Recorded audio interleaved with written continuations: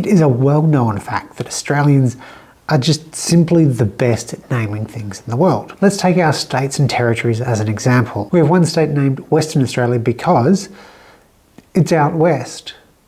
We made a new territory for our capital and called it the Australian Capital Territory. It's very clever. This piece of wood here, if it was grown in Tasmania, would be called Tasmanian oak. Pretty straightforward, makes sense. It's grown here in Victoria, Victorian ash, or maybe mountain ash or messmate. And the really clever thing about the name, however, is that it's neither an oak or an ash, it's a eucalypt tree. We have some really other clever examples, such as Sydney blue gum. And I know you're all thinking the colour of it right now. We'll say it on 3, 1, 2, 3. Red, obviously. Why would it be blue? So keeping that very prideful Australian tradition alive, I present to you the Twirly Whirly Vise Kit. As you'll see, it twirls, it whirls, and it's also a kit for making a vise. Holy time travelling kangaroo man, it's Paul from the future, or the other Paul was Paul from the past, though depending on your perspective, this is Paul from the present. Anyway, this project has taken more than 2 years to complete, or perhaps more accurately, I started this project more than 2 years ago, and then we've had a couple of setbacks. I need these gone and I can't keep working on them. So I'm going to sell them as is. Lots of little things I wanted to tweak and fine tune and all of that, but I just need these gone. The reason for that is I started this project just before Mum got sick, as in proper, real, nasty sick. We kind of knew what was coming, so this was a project to kind of pass a little bit of time. It didn't require a lot of time commitment, didn't need big chunks of time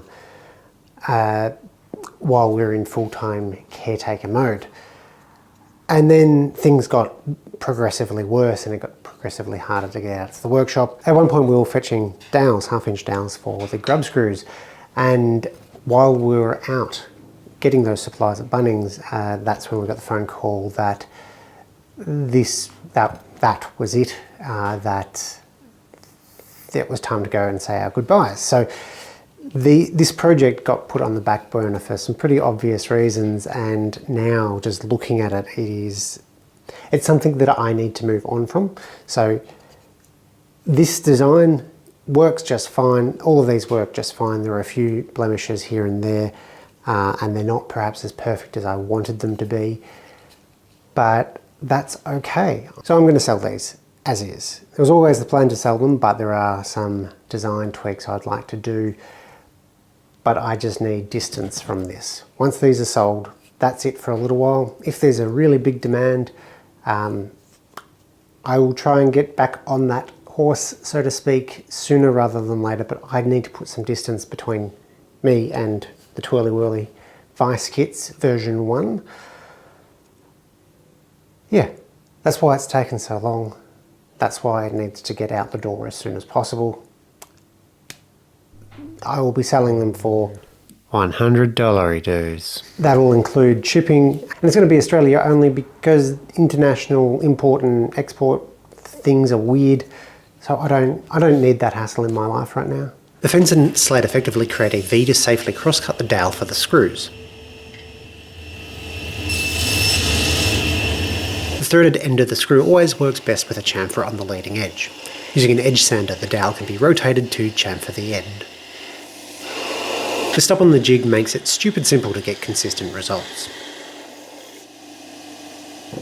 I used a wood hardener with the idea that it would make the threads a little bit tougher. In the end, this was more or less a waste of time. I think without a full vacuum setup to stabilise it, it just doesn't penetrate deep enough. The Beal wood threader, the real star of the show.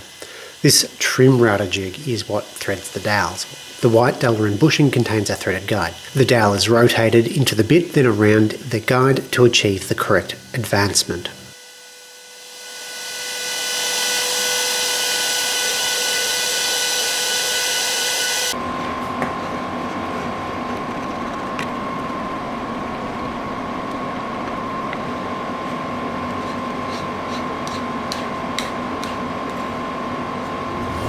The nuts and handles are up next. Thicker nuts don't provide much in the way of strength, but they do offer more ways for it to bind, so the stock is reduced down to ultimately end up at 25mm thick.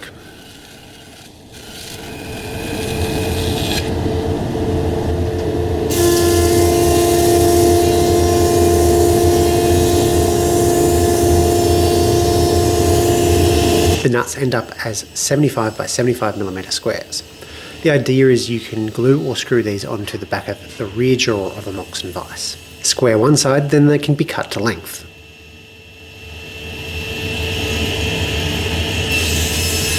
The Beal jig requires imperial sizing, so I bought a set of Freud Forstner bits, and the only disappointment is that they're not available in metric 2. These cut through wood like butter with such a clean cut.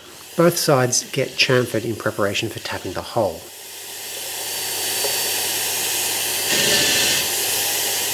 Alcohol on the end grain, in this case metho, when tapping the wood creates a slightly crispier result. With the rag pressed into the hole, more metho can be squeezed in and it'll wick into the grain. Is it worth it? It's tough to say, but it wasn't too difficult to do.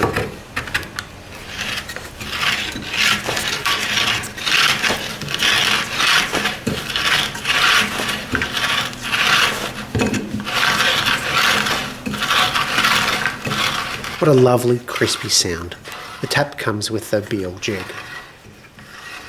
The handle is going to be octagonal. This provides a good feel in hand and allows for plenty of grip for power transfer.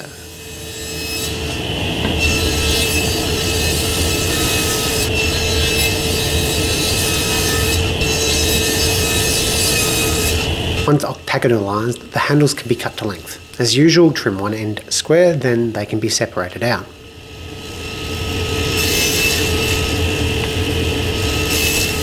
The cross hole is drilled to eventually lock the handle onto the screw.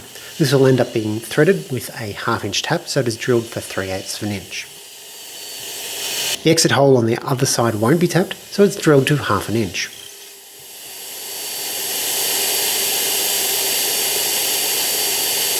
If I ever make these again, the handle jig is one area I'll need to improve. This worked, but was a pain in the backside to get done. The Bosch drill press struggled drilling into hard end grain with a 1-inch Forstner bit.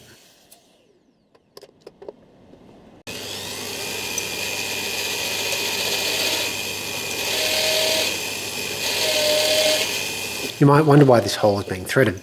I had a very funny, to me, idea to make a wooden grub screw that held everything together.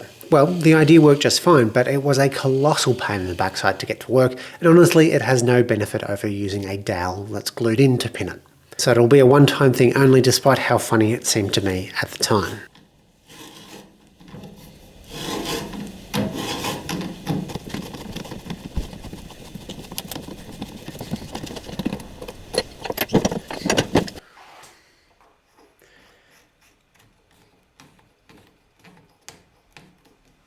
Finally, making the actual grub screws. The grub screw itself is a 1/2 inch threaded dowel.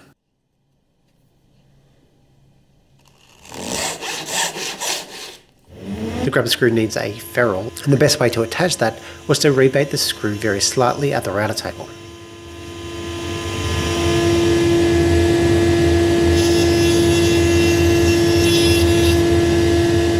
Using the Nopino jig I built, I could use a 1/16 of an inch router bit and template to cut a groove for a flathead screwdriver. A guide bushing fits into the template, limiting how far the router can travel in any one direction.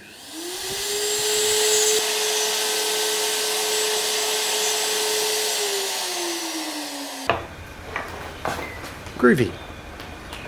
The tenon on the end of the grub screw will fit this 1/2 inch diameter copper pipe, which has been sanded and sealed.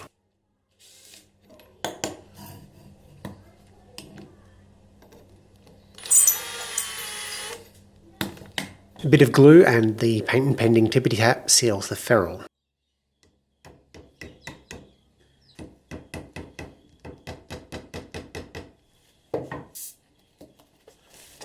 A rare instance of me using a lathe.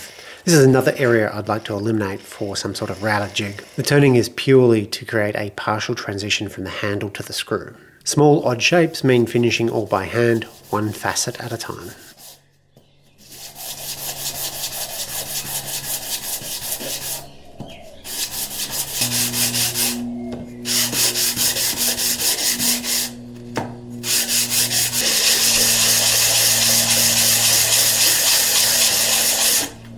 Howard's orange tung oil, a blend of orange oil and tung oil, is the finish of choice. Using a nut with a hole for the oil bottle, it was pretty easy to evenly distribute oil by driving the screw through it.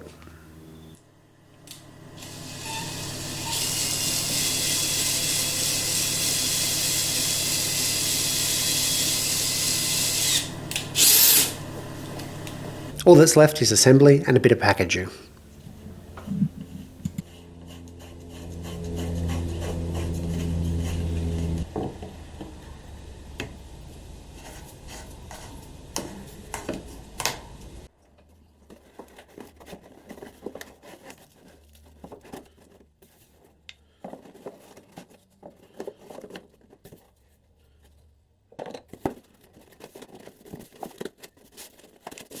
If you really want your own Twirly Whirly Vise kit, which includes 2 screws and 2 nuts of the wooden variety, the link will be in the description below if there is still stock available. Thanks for watching.